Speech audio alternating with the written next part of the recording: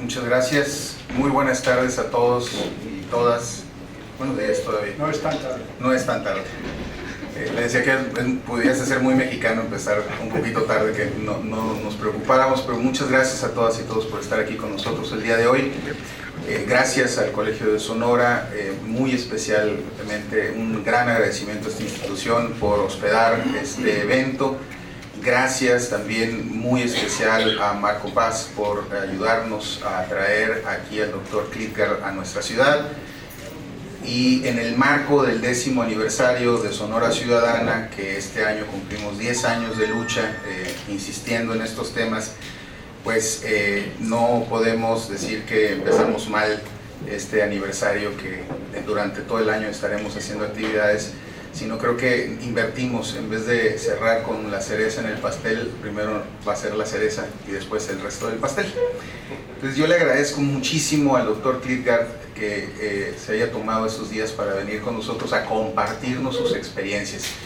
El Dr. Klitgard es egresado de Harvard, fue presidente de la Claremont Graduate University, actualmente es profesor de ahí, tiene muchísima trayectoria y es considerado el líder en el tema de la corrupción, el experto en el tema anticorrupción, de control y combate a la corrupción, es experto internacional y ha dedicado su vida en hacer no nada más teoría y análisis de los costos y análisis de cómo combatir la corrupción, sino además en ayudar a entender los caminos que se pueden tener para controlarla.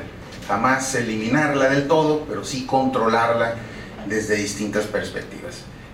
Yo siempre que me han invitado y que me invitan a dar una conferencia sobre corrupción, empiezo diciendo que allá en California hay un tal Roberto Klitgard que hizo la fórmula Klitgard. Esa famosa de corrupción es igual a discrecionalidad más monopolio menos transparencia. Y esa fórmula le ha dado la vuelta al mundo y ahora yo no lo podía creer porque cuando estudié mi especialidad en la Universidad de Chile sobre anticorrupción, pues sus textos fueron eje central de nuestra formación. Ahora lo tengo aquí a mi izquierda y la verdad le agradezco muchísimo se tome estos días para venir con nosotros. Le cedo el uso de la palabra, ya sé que este es el plato fuerte. Roberto, muchas gracias. ¿Plato fuerte o cereza? De una vez el pastel completo. Gracias. Gracias, Guillermo. Muy buenos días, luchadores contra la corrupción. Adelante, Sonora, ¿verdad? Bueno, mi tema hoy es cómo podemos aprender de otros lugares que han podido progresar contra la corrupción. Inmediatamente llama una pregunta: ¿cómo podemos aprender de otros lugares que tienen contextos completamente diferentes que nuestro contexto? Una idea es que imitemos lo que hacen allá, ¿no? Una mejor práctica ha funcionado en China, va a funcionar aquí en México. Evidentemente problemas, ¿verdad? Solamente copiar es una cosa equivocada. Otra idea es, no podemos aprender nada, tenemos que inventar todo aquí. Tiene que ser hecho a medida, sin influencia de ideas ajenas.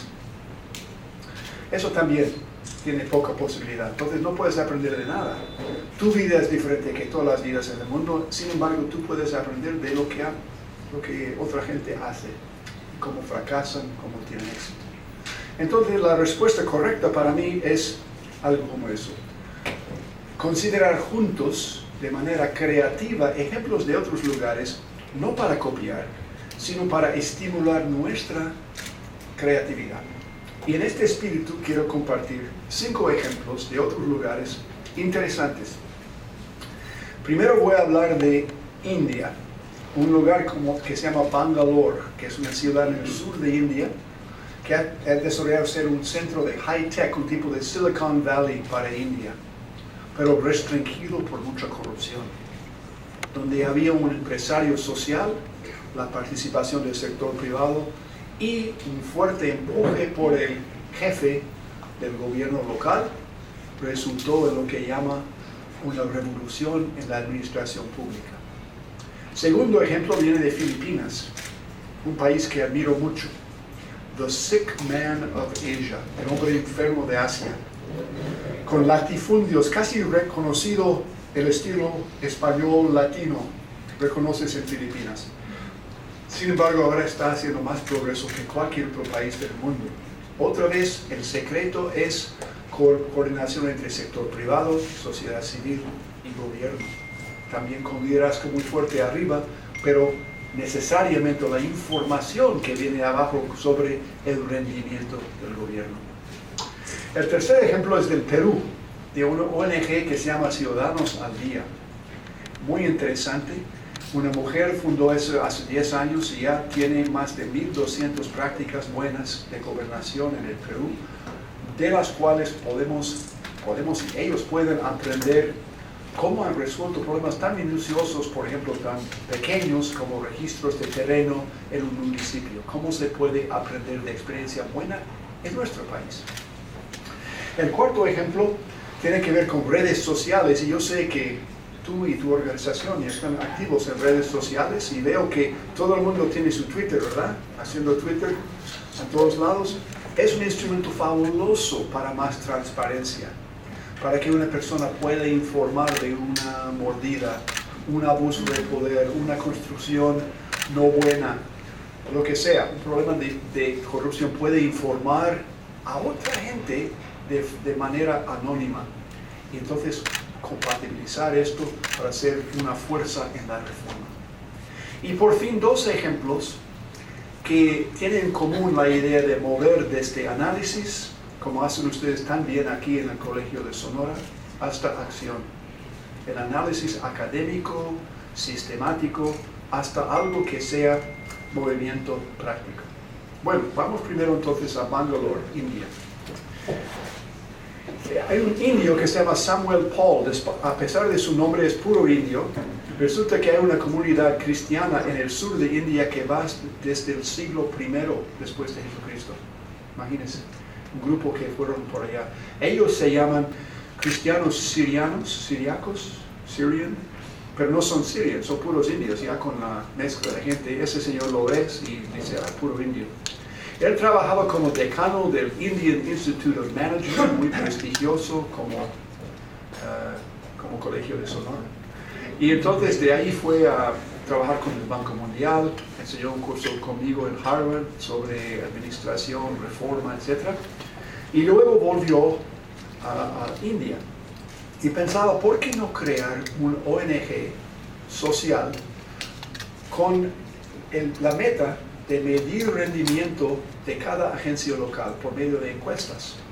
No percepción de corrupción, sino percepción de servicio. Y combinamos tres tipos de información. Uno, encuesta de un usuario. Segundo, entrevistas con empresas que tienen mucho que ver con una agencia, por ejemplo, de agua. Y tercero, algunos indicadores objetivos. Llamamos por teléfono cuánto tiempo tarda para responder o si nadie responde. Mandamos una carta de queja, cuánto tiempo tarda, etc. Y triangulando estas tres fuentes de información, crearon un tipo de report card de notas, A, B, C, D, F, ¿no? Y compartieron esto con los mismos ministros de las agencias estatales. Interesante esta estrategia. No fueron a hacer el gran perfil primero. Mira, tenemos este estudio que ha demostrado, sino al ministro. Aquí es lo que hemos hecho, aquí es lo que hemos aprendido. ¿Qué piensa usted? Ninguno de los ministros negaba la metodología, decía, no, de repente no, que va. Lo que sí pasó que después de un briefing para el ministro, cuando hicieron la cosa pública, con la ayuda de la prensa, entonces había gran conflicto. Un ministro dice, ¿cómo puede comparar agua con electricidad? No es posible, son diferentes, etc. No puedes imaginar discursos de ese tipo. Pero luego viene un nuevo chief minister, ministro jefe, que llega ahí, es un hombre de mucha visión y ve que, mira, tengo datos sobre el rendimiento que no son de las agencias mismas, son de la gente. Datos, por lo tanto, confiables. ¿Cómo los puedo usar? Y crea el Bangalore Agenda Task Force, utilizando los report cards, ¿no? Pero también involucrando al sector privado. Repito que es el Silicon Valley de India, y hay Unisys, hay Microsoft, hay todas esas compañías internacionales y nacionales, y ellos piden mejores servicios públicos, mejores caminos, mejor electricidad, mejor agua. Entonces él les invita, vengan ustedes a ser parte de este task force, ustedes los ministros también, la ONG, la prensa, vamos juntos a crear algo mejor. Entonces pidieron que con esta información, más mejores incentivos, los ministros tenían que compartir sus estrategias, ¿verdad? Ustedes critican. Bueno, ¿qué necesita para tener éxito? Dinero. No, pero ¿qué otra cosa? Mejor informática. Bueno, nosotros sabemos de eso.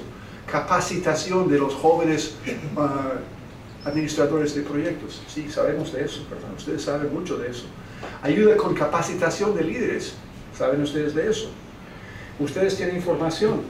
Usted tiene política, tiene ahora motivación porque ellos te dan recursos que no tenías antes. Y tenemos un círculo positivo. Lo que llamaron después una revolución en la administración pública. Según un documento después de 10 años por el gobierno de India, esta coordinación, o diría alianza entre el sector público, privado y ONG resultó en mucho mejor servicio público y aparte mucho menos corrupción. Segundo ejemplo, segundo ejemplo es Filipinas. Aquí están las Filipinas, un país de 100 millones de personas. Viene un presidente en 2010 que era el hijo del hombre asesinado por Marcos, su papá, y luego su mamá vino a ser presidente en una revolución popular hace como 25 años. Este hombre tiene 50 años en 2010, es soltero y su vida dedicada a mejor gobierno. Su eslogan de campaña es más o menos lo siguiente: y por lo tanto es buena política, fue elegido a ser presidente en julio. Después de 3 o 4 semanas tuvieron una reunión del gabinete secreto, también con el jefe del Banco Central, jefe de aduanas, jefe de la renta interna, donde ellos en un sábado consideraron los datos sobre Filipinas, cómo estamos nosotros. Ya tenéis esto aquí para México. Datos de cómo estáis de competitividad, qué sectores son mejores, peores, etc. No sé si hay para Sonora.